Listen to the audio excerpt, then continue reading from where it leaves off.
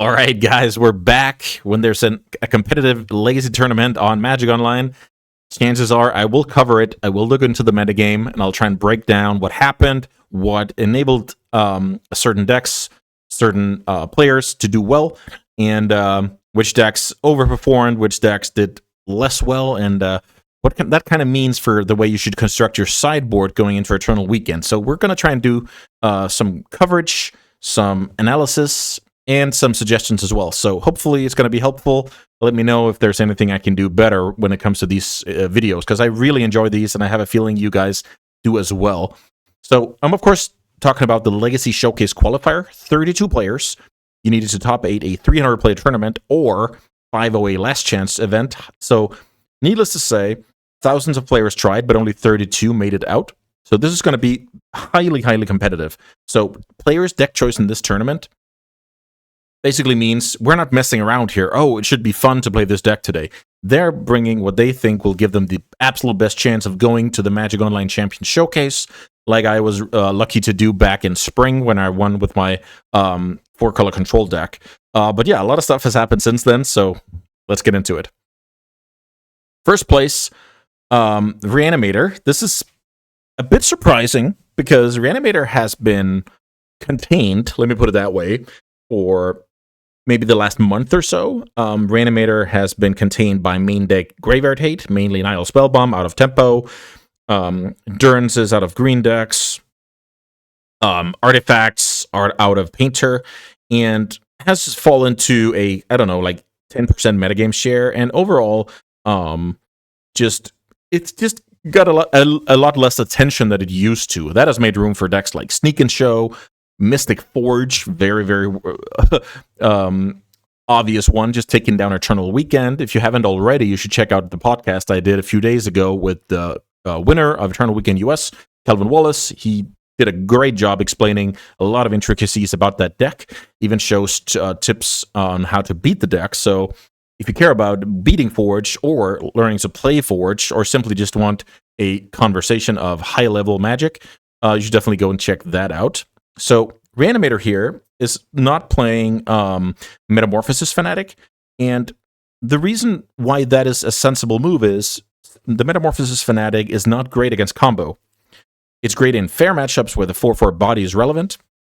It's great against Mono-Red Prisons, good against Eldrazi, good against Blue-Black Midrange, good against the Mirror when you guys kind of have each other shut down when it comes to the graveyard, but no room for that card here. Instead, we find room for a couple of Wastelands and main deck Baragoyf, which is basically saying, I do like some kind of big creature in fair matchups and against Ancient Tomb, so that is going to be the creature of choice. I play Murktide Regent in this spot. I mean, you can do whatever you want, obviously. So let's have a look at the sideboard. So yeah, this is a fun one. So I spot an Archive Trap. So for me, this reads that this player scouted some Doomsday players in the field. Let's see if that is actually true once I scroll down. It also looks like we are fairly low on Graveyard Hate. We're all the way down to a single copy of Ghost Vacuum, playing into the whole theory that everybody's going to sideboard out their Entombs in the Mirror, so potentially this player could have gotten caught off guard, but didn't happen this time. And then 2 Null Rods to account for the recent surge of Mystic Forge. Second place here, we have Oops All Spells. Oops All Spells has gotten a lot of resilience lately with Jack-O-Lantern and Memory's Journey.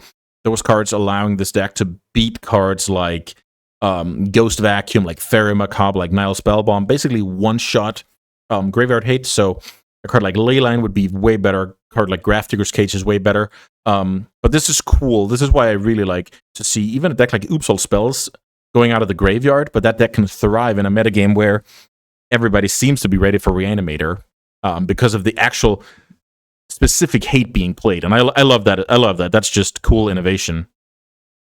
I love the sideboard here. A couple of Needles, 4 Voidwalkers, Duress. So this is not the classic Charbelcher sideboard. Pretty awesome. Third place, we have Nadu here.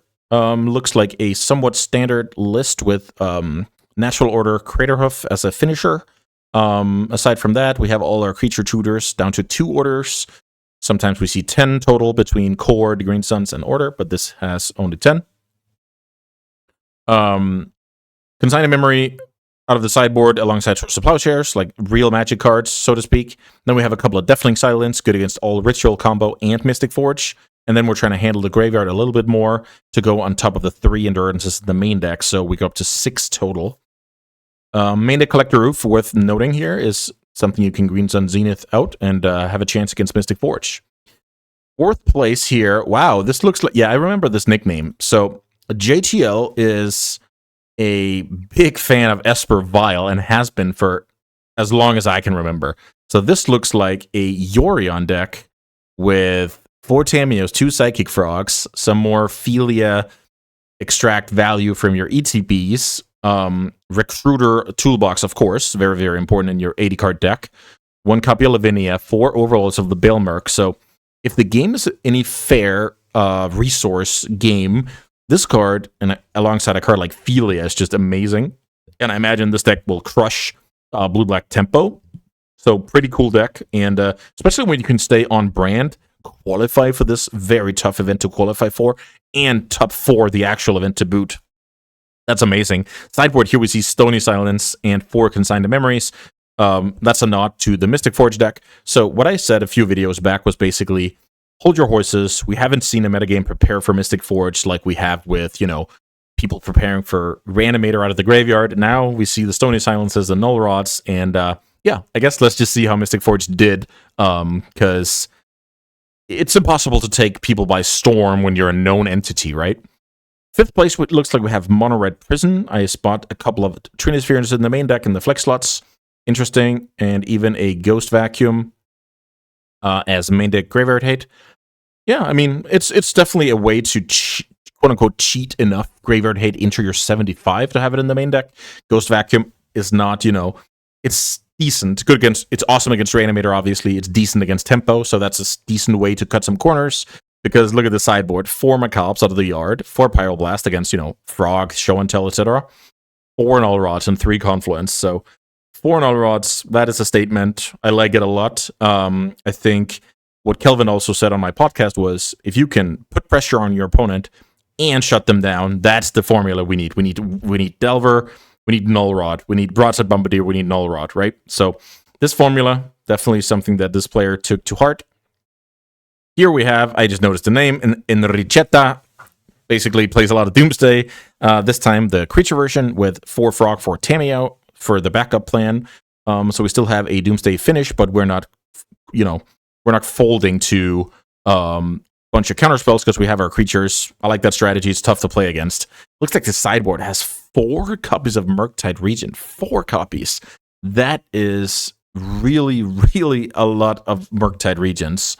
We also see Memory's Journey for games where I guess your opponent can kind of disrupt your combo. Then this gives some kind of redundancy. That's pretty cool.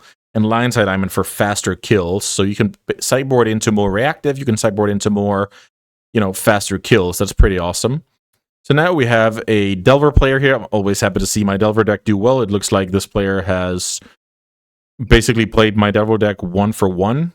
Or, oh, yeah, this is true. I remember this player qualified with Snuff Out as well. I don't play Snuff Out right now, but it's definitely a good card. You know, 0 mana kill, Nadu, 0 mana kill, Nomad, 0 mana kill, Thought-Knot Seer, etc. So, even Fleshraker. So, actually, I like Snuff Out a lot. That's a great innovation. You see Damping Sphere as the, you know, hate piece of choice on top of an Null Rod. So, this Damping Sphere will disrupt both Storm decks and you know, lands that tap for more mana, so pretty cool addition. And then the Null Rod has crossover, aside from Forge, against Painters. So 1-1 split. I love the cages. It's also an innovation I made. This card is awesome because it shuts down Oops and Nadu completely. So the last deck of the top 8, okay, looks like another Reanimator deck. This is a version with 3 fatties. The Valga Voth we saw on camera at Eternal Weekend as well. This card is decent. I mean, if you get to reanimate it, you should be doing just fine, and then your opponent cannot win out of the graveyard, so it's kind of a, I don't know, some kind of hate, the biggest hate bear you'll ever see, I guess. Fanatics are in here to basically allow this deck to play a bit more mid-range in the face of hate. Sideboard looks fairly standard aside from Void Mirror. So Void Mirror is basically a card that stops Mystic Forge from resolving big colorless spells unless they have Petal, Opal, or the Planner Nexus for colored mana. It should be great. I love that a card like Void Mirror is seeing play, but just like Null Rod, that deck actually has a way to beat it. So yeah, tough. It's tough out here.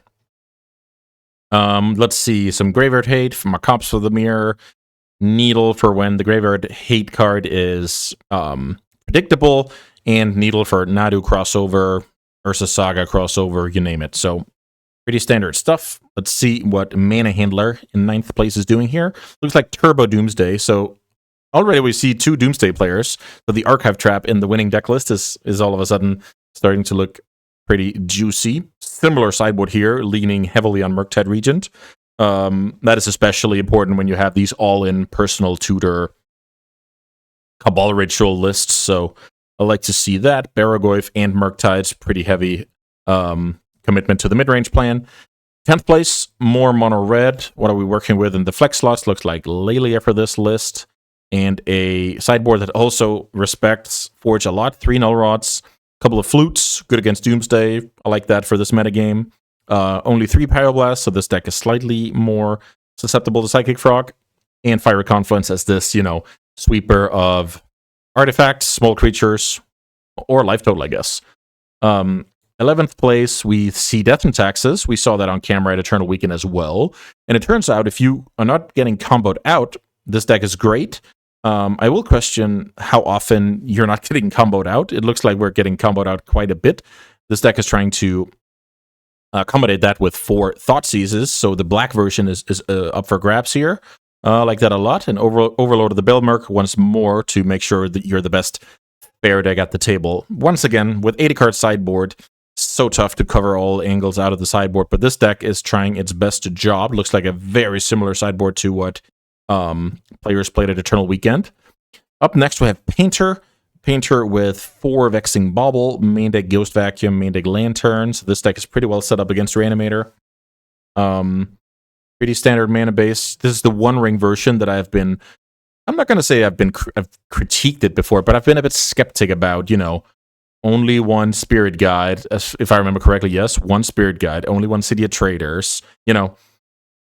Kind of hard to play a fast ring out and take advantage of it. But if the game comes to that, you should be in great shape, alongside having a combo kill and main deck a lot of blasts into the Psychic Frog metagame. So obviously a decent choice. Now we have another Doomsday player, this one with 4 Vexing Baubles in the deck, which is basically saying, if your main way of interacting with me is going to be Force of Will, Force of Negation, well, guess what? Here's 1 mana, either Hymn to Torag or 1 mana, we play Magic on my terms. So love that innovation. There's a turbo version with no backup creatures. We play the Personal Tutor Cabal Ritual combination. Out of the sideboard, we are acknowledging that we're not always going to be the fastest combo deck at the table, so we have Duress and Force of Negation on top of Flusterstorm even. Wow. And even Jace, Wielder of Mysteries, a decent extra card to have a serviceable draw that also wins the game at the end of the rainbow. Mono Red Prison, incredibly stock here, except for 8 Moons, I guess. Sideboard only has a couple of No Rods. It's a split with Disruptor Flute, trying to go a bit more, all around. I like it. It's especially if you've done your research on the metagame, it can make sense. Death Gone is a card that has been a staple in this deck for a while, but we've seen players start cutting it now that you actually are forced to play stuff like many Null Rods, many Blasts, much Graveyard Hate, right? Then all of a sudden, spots are tight. Next up here, looks like we have more or less the winning deck list from Eternal Weekend. Looks like we cut an Ursa's Workshop, added a Mystic Forge, removed a key, and added something. 1 Basalt Monolith. Okay, so very similar. Sideboard also very similar. The 1 Portable Hold, 3 Besajus as countermeasures to the opponent's countermeasures. Copy of Walking Ballista. Not sure about that one. I'll try and think about where that is useful. Good old JPA here on his usual tricks with Sneak and Show. Always a scary deck, especially when you can add in redundancy like the One Ring, protection like Bauble. Flusters are a bit hit or miss. Sometimes they're insane, sometimes they're brick, and you wish it was Spell Pierce, and vice versa. So, that's how it goes. Sideboard, Respecting Reanimator with 3 Macabres. Not caring about Nadu. Usually you can see some cages in this spot. Magus is an interesting one, and then Fury and Pyroclasm and a Braid and Brotherhood's End. So a lot of stuff actually for smaller creatures. 17th place, we see one more Forge deck. Looks like very standard, except all the way down to 2 Urza's Workshop. I'm actually pretty big on this card. I think it's awesome. But then again, I've talked about this numerous times. The mana base has been, up in the air for a while, and still is, apparently. Here we have the first Eldrazi deck, I believe. So Eldrazi, more or less the only deck playing Chalice of the Void for 1 in this metagame. And that is, of course, good, because that means your opponent is not going to be a Chalice of the Void deck. That means it's more likely that you hit something with this deck, or with this Chalice, rather. Yeah, this deck looks pretty standard. We know about this, except we're now up to 3 null rods out of the sideboard and Mindbreak Trap. I'm still a bit critic of this card. I don't think it does enough. Your Doomsday opponent goes Ritual Doomsday, you still lose. The Forge deck can play around it. The Forge deck can, it even gets shut down by Vexing Bauble. Yeah, I don't know. 19th place here, another Forge deck. Not too much new here. Yep, standard sideboard.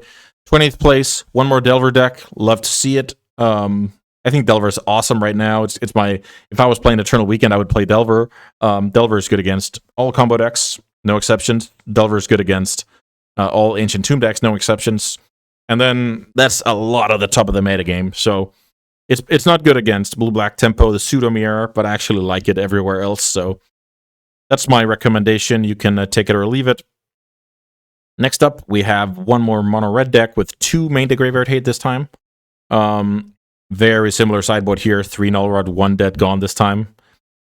Now we have Dimir Tempo, a little bit of Baleful Strix action here to give you a good card in the Frog Mirror against Murktide, etc. Go for the Throat. I play Shoot the Sheriff in this spot, but it looks like for this tournament, Go for the Throat is better with the amount of Broadside Bombardiers are in the event. So nice call on that one. Sideboard with 0 null rods. That is a bit, yeah, I wouldn't do that in the current state of Legacy. But going up to 4 consigns, having an additional negation, Harbinger to get lucky, you can get there. Then we have one more Forge deck. So worth noting is, no Forge deck made top 8, I believe, and there are, a small handful of them in the event, but it's not like the deck crushed anybody, really, so pretty interesting. Nice little archive trap out of the sideboard into the Doomsday metagame. So, I mean, you can do your research on players here, and if your opponents have historically played the same deck over and over and are deck experts, signing up with super narrow cards like Archive Trap can definitely pay off. Next up, we have more Dimir Tempo. Looks like no innovations here. My biggest concern about this deck is it's not putting up enough pressure. You can attack with Tamiyo all day, but Delver of Secrets in combination with, your counter spells, your opponent's Ancient Tomb, the One Ring, chip damage, Delver of Secrets will get people dead. I'm not too worried about value these days more than tempo. That's my biggest sell on the Delver versus Tamiyo situation. Sideboard did adapt here with a single Cubby Null Rod. 25th place, more tempo. A couple of Stifles in the main deck. That'll definitely get people. I love to see that. 3 Bowmasters. So no Nethergoyfs. Yep, no Nethergoyfs. So yeah, that version is just very slow at closing out the game. Oh, here we have Michael, my good friend. He decided to play Mono Red, it looks like. Mono Red seems decent when you look over. I bet he did his research. What did people qualify with? Probably saw some Eldrazi decks. Probably saw a lot of Ursa Saga decks. Probably saw some greedy, what do I know, Nadu mana bases or Doomsday decks. And this is a solid way to try and combat that. So looks like a lot of players arrived at the same sideboard. So I'll just believe that this is some kind of stock version that was taken from somewhere. But who knows? More Dimir, quote-unquote, tempo. I call it mid-range, to be honest. Very standard. Like, when you're trying to mess about with Strix and Kaito, you're a mid-range deck, in my opinion. Let's see the sideboard. 4 consigns, single Null Rod, single Toxic Deluge, and a Cage. So that is kind of a respect to Nadu. More of the same here, same deck. Let's see, a couple of cages and a null rod, 4 consigns, pretty standard.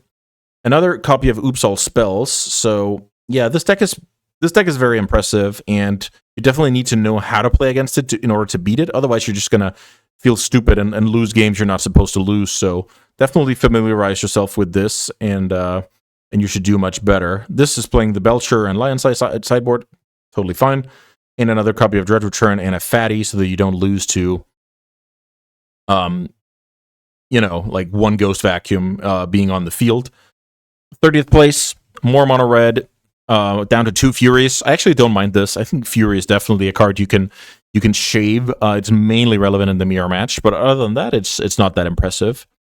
Cleansing Wildfire. Okay, that's cool. So look at this card.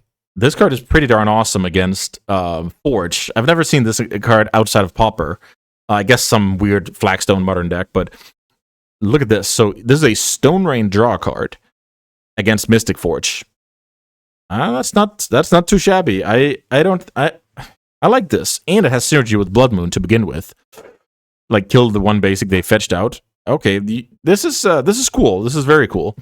Sideboard, very, very similar. Everybody's up to 3 or 4 null rods.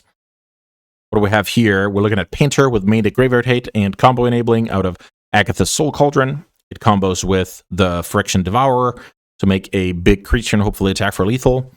This deck is hedging a little bit. 3 baubles, 2 rings.